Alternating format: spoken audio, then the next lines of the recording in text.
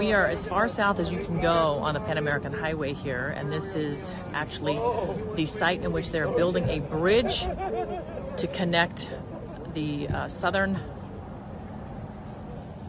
part of the continental area here across the river Chucanacra, Rio Chucanacra. This is this road here that connects over this river here in Panama will actually get you all the way into South America.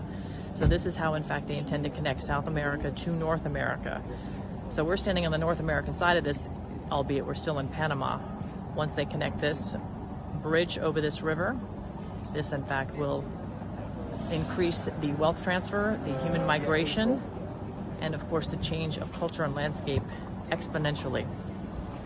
And again, this is being funded and paid for by the Panamanian government. But there's a lot of other non-governmental organization financial influence down here as well that is facilitating this complete homogenization of civilization. The other side of this river is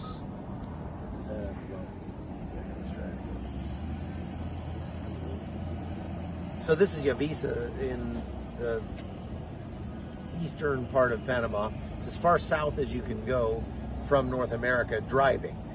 That's because of the Chucanacra River right there, but you can see here that's very soon going to change because they're building a big bridge across this river. Out there is the Darien Gap, and there's never been a road through the Darien Gap because it's some of the most extreme topography on the planet. There's a swamp the size of Delaware in there, and they've always decided that it was better not to try to build a road across it because up until recently it wasn't even possible, but also because it's a barrier that keeps diseases like hoof and mouth disease, things like that, from traveling north out of South America into Central and North America. And so it looks like that's about to change, and it'll be interesting to see how far they go with this new bridge.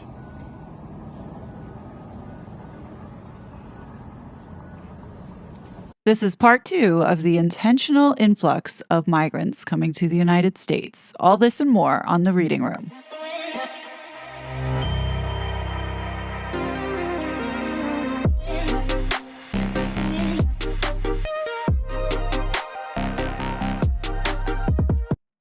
In part 1, we talked about a political theory called the CLOWARD-PIVEN strategy that was established by Richard Clowan and Francis Piven, that advises activists to create radical change by crashing the system. It encourages the orchestration of various crises designed to push society to the breaking point and steer the populace into embracing an authoritarian socialist government. This is what we have been seeing with the current administration and the Democrats doing now currently to America. Now, before we get started, I want to make it clear that I am not against immigration, and I'm not against migrants coming here to want to better their lives. As I've shared before, I am one of those black and brown people where my mom and dad fled their country to come and give themselves, as well as their future children, a better life. My parents followed the process. They waited their time. They paid their taxes. They contributed to society and the economy, and were given citizenship after 18 years. Growing up, my family didn't have very much, but they never asked the state for a handout, and they made do with the opportunities that were presented to them and did the best that they could and still survived. That's part of the American dream. That's what America can offer to anyone who comes here. But when you see thousands of people coming in here on a daily basis, under the impression that they are entitled to free healthcare, free lodging, free food, free travel accommodations, free lawyer, free education, free job training. What incentive would these people have to be motivated to go out and make something of themselves if they could depend on the state? And this point is being played out in real time, where we're having a lot of havoc being created as a result of the influx of migrants coming into New York City, in which the mayor has been very clear on those that have been staying in these shelters as well as these hotels for like over a year. They need to find somewhere else to go because it's been enough time. And the growing trend that we're seeing is a lot of pushback from these migrants because they feel entitled. They feel like they were promised something when they came here and expect to be taken care of because this is the land of the free.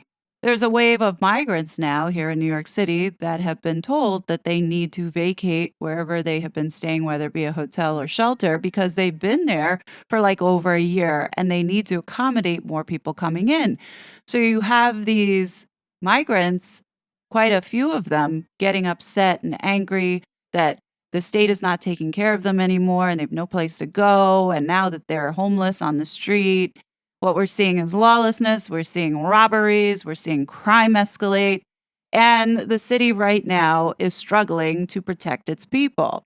My family is looking at this and saying, why did we work so hard, follow the rules, make good of ourselves to prove that we are deserving to be a part of this society when you have people who are now degrading it back into a place where my family was fleeing from? There's no doubt that those that came to this country and followed the rules and have done immigration legally are angry. And they have every right to be angry because those that have been working hard, busting their tail, sacrificing, now are witnessing that there are people here who are just coming to take away exactly what they've worked so hard for. And America is the land of opportunity, but you have to work for it. And this is what we're missing here with these democratic socialists.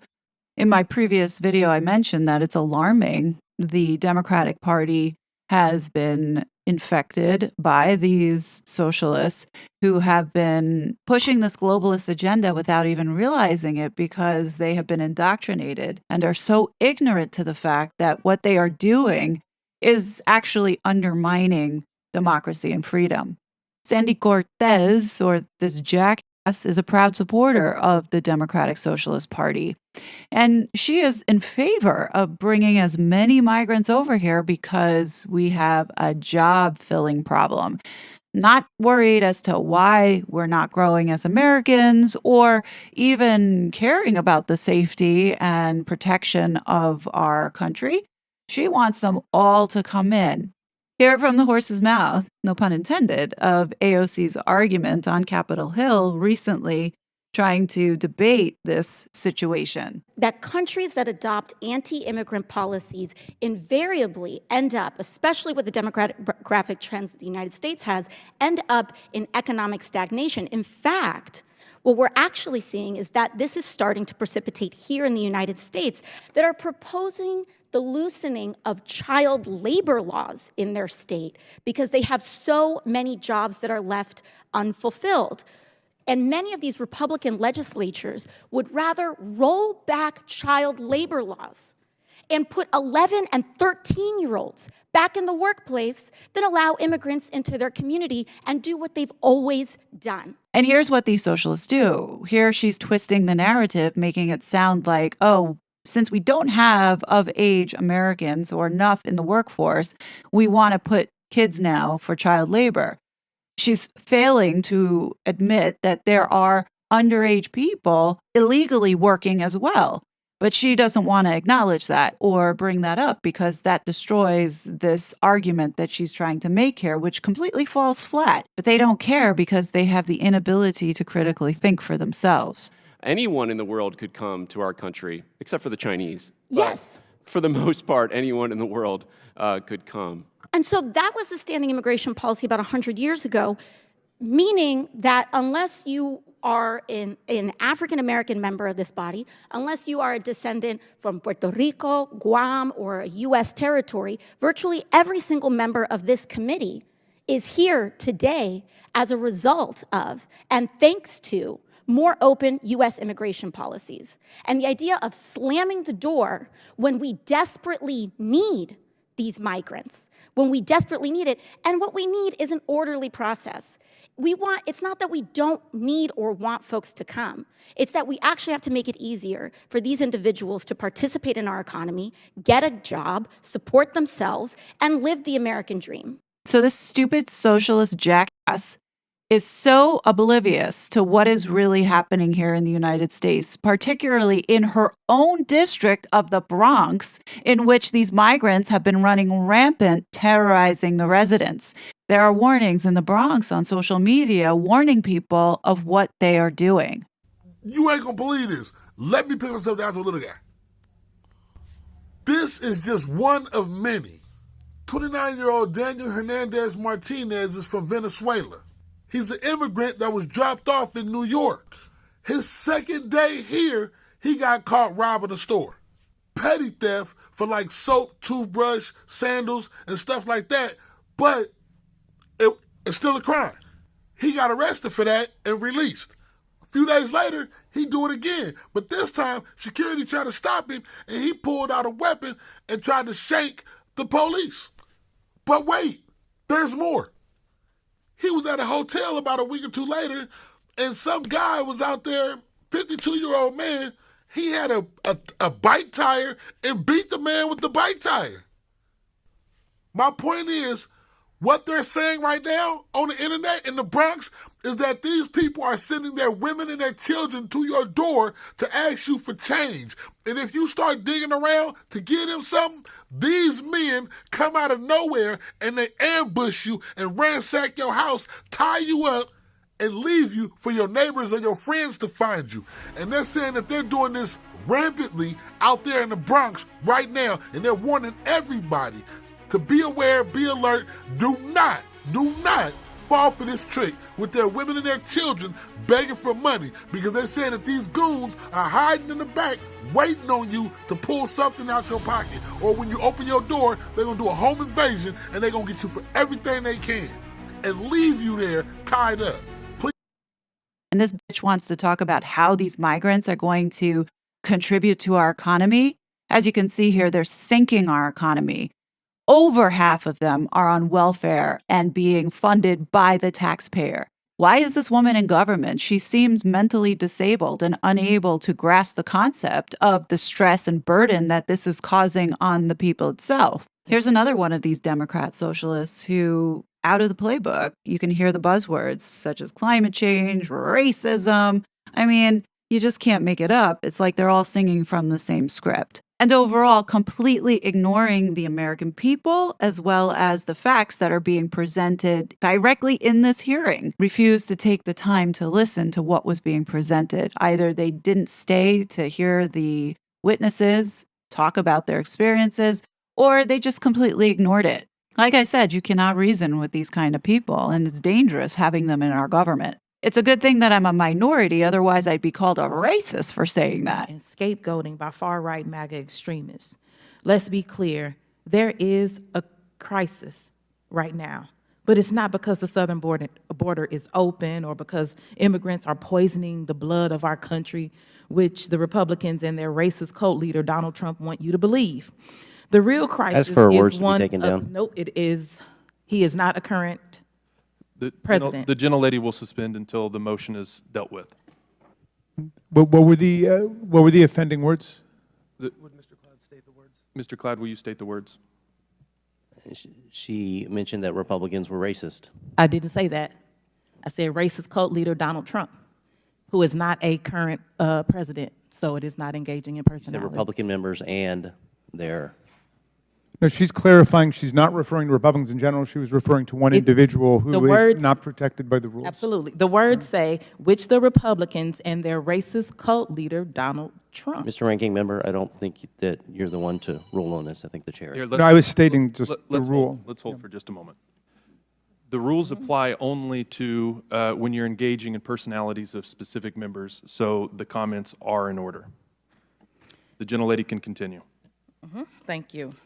And so I'll go back again, because I want that to be clear, that there is a crisis right now, but it is not because the southern border is open or because immigrants are poisoning the blood of our country, which the Republicans and their racist cult leader, Donald Trump, want you to believe. The real crisis is one of irregular migration. People around the world are fleeing from extraordinary levels of violence, persecution, and natural disasters. These catastrophes that force people from their homes have been fueled by long-standing U.S. government policies supported by presidents of both parties. Every war we fund, every government we undermine, every blockade and sanction we impose on civilians, and every day we fail to address the climate crisis is another investment in the displacement of others. Even though this hearing did address about why these people are coming over here, it's not about climate change.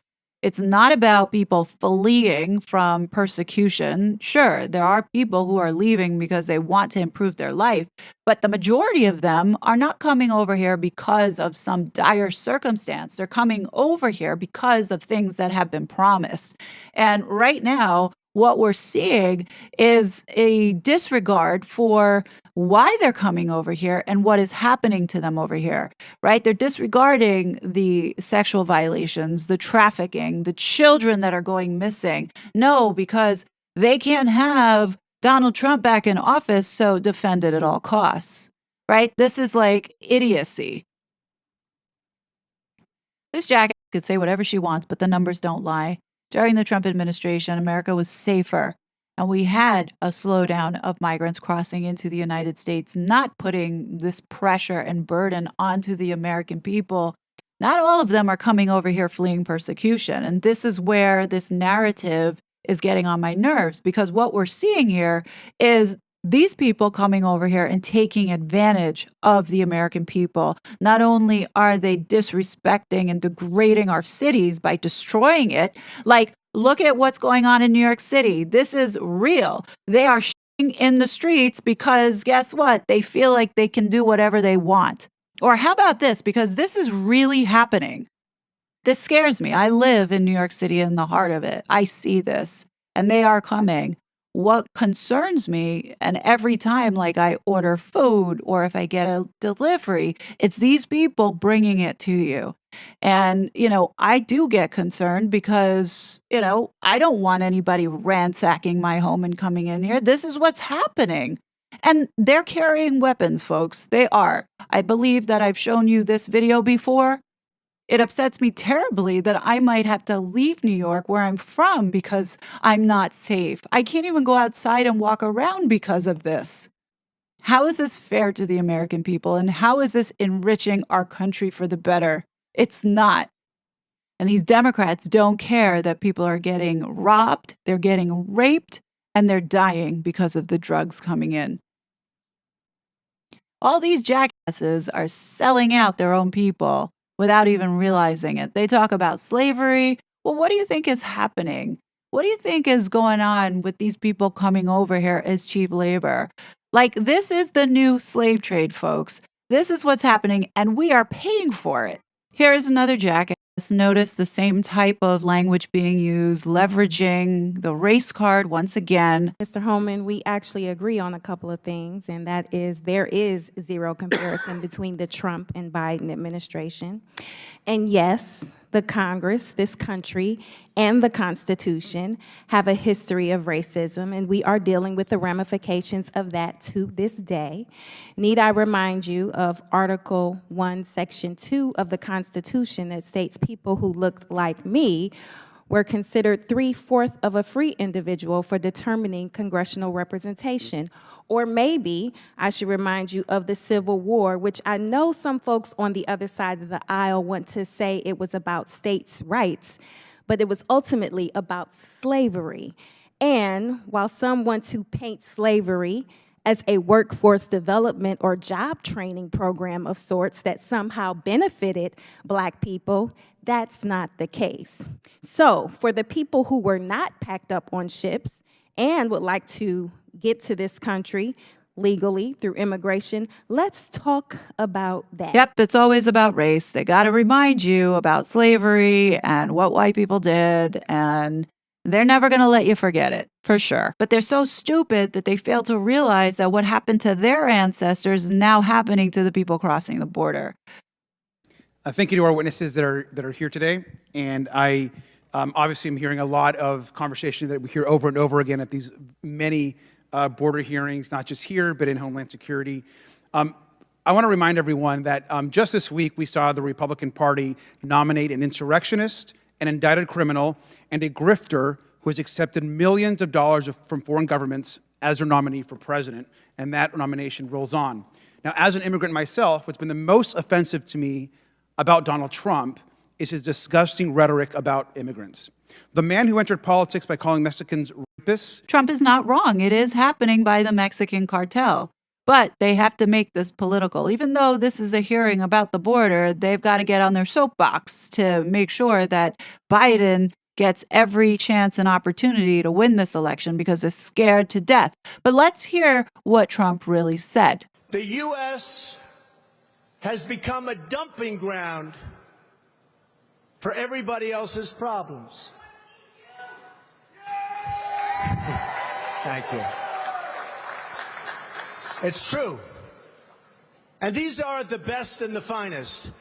When Mexico sends its people, they're not sending their best. They're not sending you. They're not sending you. They're sending people that have lots of problems, and they're bringing those problems with us. They're bringing drugs, they're bringing crime, and some, I assume, are good people. But I speak to border guards, and they tell us what we're getting. And it only makes common sense. It only makes common sense. They're sending us not the right people. It's coming from more than Mexico. It's coming from all over South and Latin America, and it's coming probably from the Middle East. But we don't know, because we have protection, and we have no competence. We don't know what's happening. And it's got to stop. And it's got to stop fast. And trying to ban Muslims from entering this country is still spreading hatred today. Donald Trump has said that immigrants, and I quote, are poisoning the blood of our country, end quote. And I think it's important to remind ourselves of how horrific those words are. So we should be okay with this Middle Eastern saying this and entering into the country undocumented, right? By the way, if you are smart enough, you will know who I am. But you are really not smart enough to know who I am. But soon you're going to know who I am. Very easy. Wow, very easy. The entitlement. No, believe me, I'm much better than that. So here's another Democratic socialist following this CLOWARD-PIVEN strategy and doesn't even know it. So I just hosted a roundtable in my district because my constituents are terrified about the talk that's going on up here. An amazing community leader and pastor, Father Jose, brought up a really good point that migrants don't just want to come here. We told them to come here. Y'all hear that? These people are telling these migrants to come here. And Mr. Beer, the Statue of Liberty, situated next to Ellis Island, an iconic American symbol, reads, "Give me your tired, your poor, your huddled masses yearning to breathe free. The wretched refuse of your teeming shore. Send these, the homeless, tempted tossed to me. I lift my lamp beside the golden door." To my colleagues on the other side of the aisle, let's be honest with immigrants who deserve better than what you're offering them. Don't welcome immigrants if you plan to reject them. If you keep pushing your bigoted H.R. 2 bill, then also pass this bill. I've taken the liberty of drafting it for you. It removes the Statue of Liberty, our largest symbol that tells people to come here. This is who you are, removing the fabric of America. So I want to know which Republican who supports and voted for H.R. 2 will introduce this bill. Again, these jackasses do not care about the American people, and they are quick to point the finger at the Republicans. No, this is about the American people not wanting to take on the financial burden of this because it's breaking us. But he gets that because he is a socialist and he is following this strategy. You know, there's no other excuse for why these people blatantly ignore what is really happening here in these cities, especially in New York. $12 billion already went into supporting and giving services. The people here in New York are having to take a back seat when it comes to benefits and medical help. They are flooding our hospitals. I mean, how fair is that? The governor here gave over $2 billion to support and fund taking care of these migrants, but had to cut money from the police budget, making our streets less safe when we have all these undocumented people coming here? It's crazy to me that this is happening. Part of the deal and why we pay taxes is to help keep our community safe. And here our politicians are letting us down. Unbelievable. Unfreaking believable. Unbelievable. The migrants now have cars here at Floyd Bennett Field. Unbelievable is right. A Democrat New York lawmaker sharing this video of cars actually belonging to New York migrants being towed from the tent shelter where they are staying. This video was also taken in the same area where migrants were seen going door to door asking residents for money. I'm paying these taxes. I am paying for them to have a better life than I'm having. What kind of shit is that? If you're going to support H.R. 2 and these bigoted measures, the least you can do is not be a damn liar. As Americans, we must reject hypocrisy and lead with love. And as long as Republican officials are more interested in peddling hate, the solutions and to fixing this problem in our immigration system will only get worse. Thank you. I yield back. You see this nonsense that Congress has to deal with now? Love is not going to pay the bills. Love is not going to keep a roof over your head, and love is not going to put food on the table. This is about dollars and cents, pure and simple. You know, this is not personal. It's not about hate. This is about surviving. Now, I was going to play a few more of these, but I think by now you get the picture. And in fact, I can't handle any more of this ignorance that they keep spewing.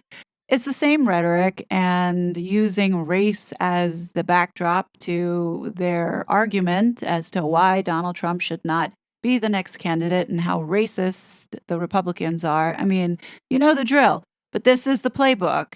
Honestly, no solutions came out of it, even though this was to discuss the policy or, recommendations as to what should really happen at the border, and recognizing that Americans are in danger as a result of an unsecure border, as well as the collapse our economy is going to face if we continue the flow of people coming in undocumented. Let's hear the reality of the situation from Mr. Hammond, who was asked to testify as he has had over 30 years of experience witnessing what has been going on at the border in Homeland Security. He worked for Obama as well as Trump, and he's been to the border recently to come back and relay what he has witnessed. I started my career in immigration enforcement in 1984 as a Border Patrol agent. I've worked for 6 presidents, up to Donald Trump. Every president I've ever worked for took some steps to secure the border, because they understood you can't have strong national security if you don't have border security. But President Biden is the first president in history of this nation that I know of who came in office and unsecured a border on purpose. And even President Obama gave me the Presidential Rank Award, highest award available, because what was I doing at the time? I was locating and deporting people that are in the country illegally. So we went for the most secure border of my lifetime, and it's not just my opinion. I've done this for 34 years. Anybody can go to cbp.gov and look at the data. We handed this administration the most secure border in my lifetime. And within months, we went from the most secure border to historic illegal immigration, numbers you've never seen before. This is 100% true. The data, again, does not lie when you have statistics showing the numbers being significantly lower than what we are seeing now, as well as the information around keeping some of really bad people off the street. Trump wins here. And these Democrats do not want to admit that, but instead they're twisting the narrative and turning it back on the Republicans, saying that this is a political issue and why this is being brought up. Look, we gave it 3 years, and this country right now is being destroyed. These Democrats care more about saving face than actually admitting that they fucked up and backed the wrong horse, which shows that they are on the wrong side of history at this moment. And in this hearing, these socialist Democrats that I showed you prior were so rude to this man in ignoring the actual real heart of the matter of this being a humanitarian crisis, not only for the United States, but for the people who are crossing, being trafficked, and God knows what else. I mean, it's horrific. But no, they got to blame Trump because he kept kids in cages, which originally started by Obama. And it's not because it's seasonal. It's not because of climate change. It's not because of Trump. This is by design. We already heard about some of these people are coming because of economic reason or natural disasters. The bottom line is, when you claim asylum, you must be escaping fear and persecution from your home government because of your race, religion, and political affiliation, or membership in a particular social group. That is not the fact. If you look at immigration court data over the last 10 years, you'll see that nearly 9 out of 10 people who claim asylum at the border never get relief from U.S. courts that simply don't qualify. But they're coming and staying because of Biden's promises. I wrote an op-ed 6 months before the election. I said, if President Biden becomes president, we'll lose the border, based on the promises he was making during the campaign. And he's kept those promises. Right now, we have record numbers of illegal aliens coming across the border. Catch and release is rampant. Right now, Secretary Mayorkas already said 85% of everybody coming to the border is being released in the country. They're not being detained. And why are they being detained? Because of two reasons. Number one, because he knows, like I do, that vast majority of these people will be ordered removed 5, 6, 7 years down the road, maybe 10. He also knows the Homeland Security Life Cycle Report says if you get an order removal and you're in an ICE bed, you get removed 99% of the time. But if you're not in detention, your chances of being removed are slim. If you're a family unit, it's about 6%. That's why they're releasing them. Thousands of empty ICE beds sitting there right now, already paid for by the taxpayer. They'd rather release them because they know the vast majority will lose their case and they'll be ordered removed, but if they're not in detention, they won't be removed. So this administration comes up with what they call lawful pathways, which I think are illegal, and I think they'll lose when the decision of the courts come out. The CBP One app, 95.8% are approved. Where's the case-by-case analysis that is supposed to be done for people for a parole? It's not being done. It's a shell game. They move people, they move thousands to the port of entry so they can claim less illegal entries between the port of entries, but it's failed because November, December, we saw record amounts of crossings on the border, over 300,000 just in December.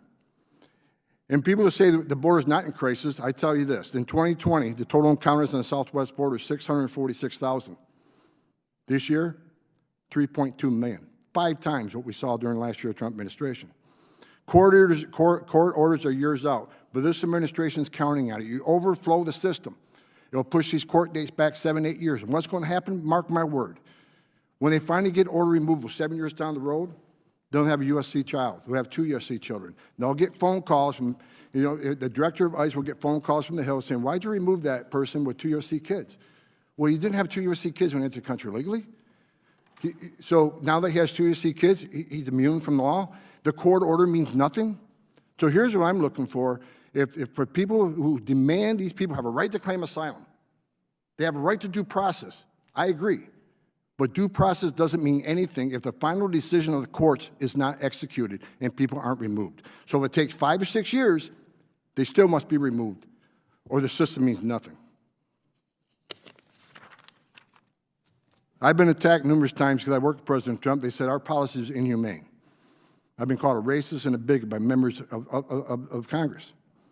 Well, let's get one thing straight. Under President Trump, illegal immigration went to a 40, 45-year low, 83% decline in illegal immigration. There's been several studies saying 31% of women that make that journey through cartels get sexually assaulted. So let me ask you a question. I'll make a point. When 83% less people are coming, how many migrants didn't die crossing the border when 83% less were coming? How many people didn't die? How many people off the terror screening database didn't try to come to the country because Border Patrol's 100% vigilant on the line and now overwhelmed?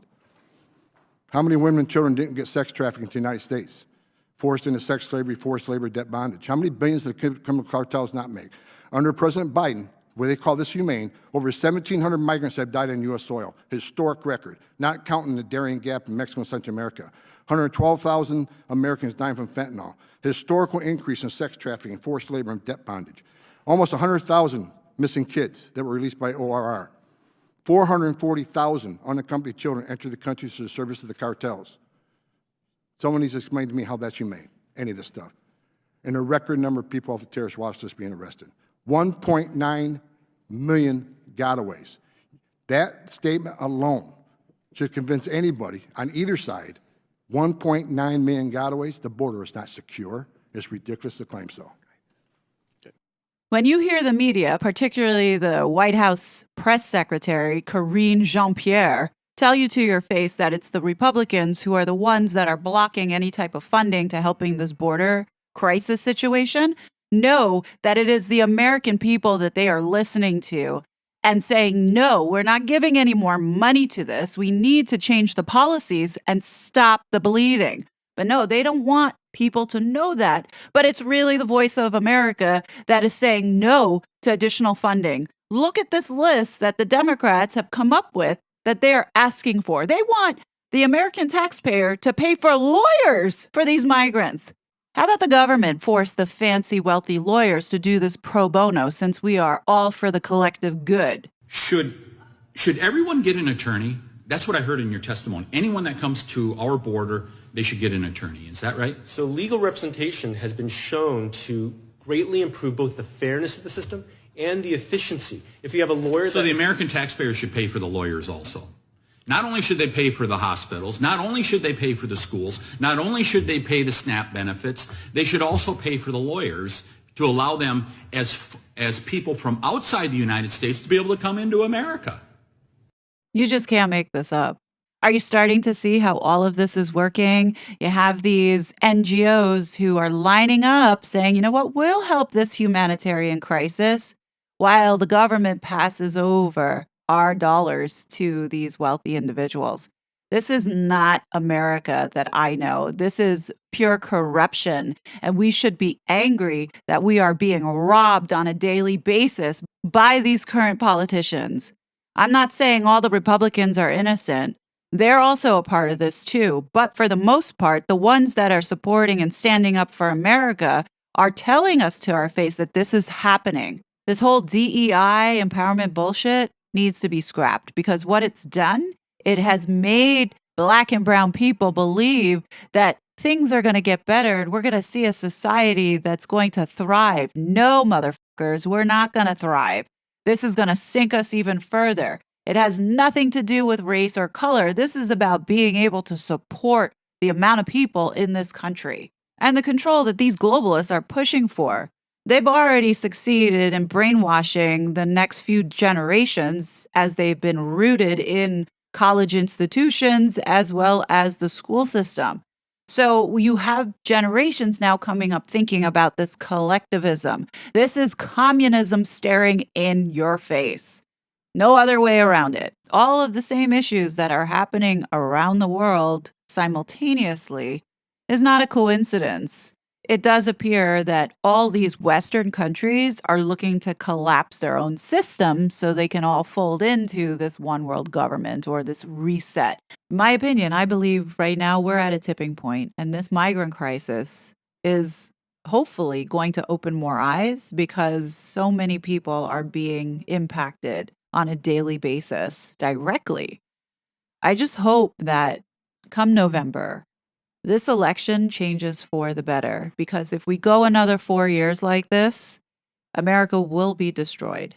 Everything that you have right now may no longer exist because of the way that these people are forcing everyone under this global collectivism, aka communism. We should be afraid that that is about to happen. Let me leave you with this thought. What do you think the consequences will be if we continue on this path? We are at $34 trillion in debt. We have more people coming into this country who are not contributing to society and producing, but draining the system. As is, we have been giving all our military and resources to other countries to fight their wars. If we continue at this rate, what is going to be left to defend the American people? I'm just putting that out there. What are the consequences of not having resources and being so far in debt that we can't even help ourselves? Who is going to come and save us? I tell you this, it's not going to be those billionaires who are currently building their doomsday bunkers. I mean, you got to wonder, why are they building out these bunkers? Do they know something that we don't? I hate to say it, but I get the strong feeling that they do. They do know. To my American audience, how do you feel about seeing this actual notification that is posted in the airports indicating that migrants can protect their privacy and opt to not have their photo taken or information stored because, no, we don't want to violate any of their rights, okay? Meanwhile, for Americans, they want to take away your freedom of speech. They want to violate your Fourth Amendment rights and take away your right to privacy and take your data, whether it be hold it against you, prevent you from doing things. but they're allowing this. They're allowing anyone to fly wherever they want without even questioning them or storing their data to make sure that these people are monitored and tracked, because we don't know where they're coming from or their history of, even if they are terrorists or they have committed a crime prior or even on the watch list. I feel like this is intentional 1000%. And Mayorkas, the reason why he's so defiant is because he's being given instruction to go ahead and tell his people to not restrain, not capture, not check identity, just process them through, because we need to influx this country with people, because not only is it for the census and the elections, but also because they truly are trying to get rid of who we are, truly trying to get rid of what we stand for, and allowing people to live that American dream. And we have people in our Congress who are fully supporting this, because either they are too indoctrinated in this CLOWARD-PIVEN ideology of being a socialist environment, or they're just greedy and want to see this bad stuff happening to the country, because out of crisis is opportunity. And they learned that during the pandemic. And the thing that makes my blood boil even the most out of all of this is that the taxpayer, meaning me and any other American, are funding this destruction. The bottom line is, this is not about Republican or Democrat anymore. This is about the people versus the globalists and the elites who have too much power influencing doing this stuff. Those that voted Democrat, I'm sure many of you put your vote in with hopeful intentions that the current administration is going to do right by the people. But you are witnessing right here that they are making this country less safe. And it's okay to feel like, yeah, you feel duped, because so many have been duped by the lies that we were told. This is not about what you believe in. This is about, did they do right for the people? And the answer is no, they haven't. So keep voting the same way. You're going to get the same outcome, if not worse. And this is something that we all need to seriously think about. Forget about who the candidate is at this moment. Things have to change regardless. They will not change if we continue to keep the current situation ongoing for another 4 years. And I know that many who have 2 brain cells to put together understands this and agrees with me. Ask yourself, do you agree with our tax dollars going to these various organizations like the UN, and they are handing out cash to these migrants, encouraging to come here? This is what's happening to your money. This is what they're doing, and we're all going to feel it. My heart goes out to the parents who have lost children to this fentanyl crisis as a result of this administration funding these migrants coming in here and bringing it. I know there are quite a few of you who have left messages in the comment section about your losses, and I am truly sorry. That even infuriates me more, that this is touching so many people. It truly is a serious situation, and if now you're not seeing it or feeling it, believe me, you will. So many of you have left comments telling me that you feel hopeless, or you don't feel like we can make any kind of difference because we're not heard. I disagree with that. I have set this channel up to create the awareness, but it takes each and every one of us to help get this message out. We cannot rely on this platform to recommend it to others or to put it in front of others, because quite simply, they're not. And I'm seeing that via the view numbers here on this channel. There is a definite type of suppression going on here. How many of you agree that it's right for these platforms to do this, to suppressing the truth or allowing people to see the reality and the state of the world as it's going on? They don't like the facts and exposure of what they are doing, hence the reason why they have the power and money to suppress you, because they personally don't care about your freedoms, your rights. They don't care that you are inconvenienced. They don't care that you are being stretched thin to support and protect yourself and your family to survive. They just don't care. So they would prefer rather you knowing about the truth than losing this type of control. The biggest threat to this globalist operation is really education and knowledge and awareness to what the truth is. And that's what they're scared of. That's why they want so desperately to suppress people's voices and to suppress and censor, get people deplatformed to shut them up because they don't want to be exposed. And in this case, the most that we can do is own that, own educating ourselves, not falling into the trap of believing what these people are. Stay curious, ask questions, do a little bit of investigation on your own self. Share this information with others, because that's the only way that we can prevent from being enslaved like this, because it's happening. Whether or not you believe it, you'll feel it. Let's just hope that when you do finally realize, it's not too late. I definitely am going to continue to keep following this particular situation closely. You don't want to miss it, so please don't forget to subscribe and like this video so you can be notified of more informative videos such as this. As I've said this before, this is a learning journey for me, and I've set this channel up to invite anyone who wants to come along to help get to a semblance of truth and reality. I believe that it is the responsibility of each of us to take ownership of our freedoms. The more informed we are, the better we can make choices instead of having the government do it for us. It's not going to be easy, but I have faith that we will be able to turn this ship around. Remember, we are the majority. They need us more than we need them. Stand tall and do not be afraid to use your voice. In repeating the words of Ben Franklin, any society that would give up a little liberty to gain a little security will deserve neither and lose both. Remember those words when you see the manipulation of these leaders forcing you to compromise. Do not be fooled, otherwise you will be enslaved. The choice is yours while you still have it. Chew on that, and I'll catch you later.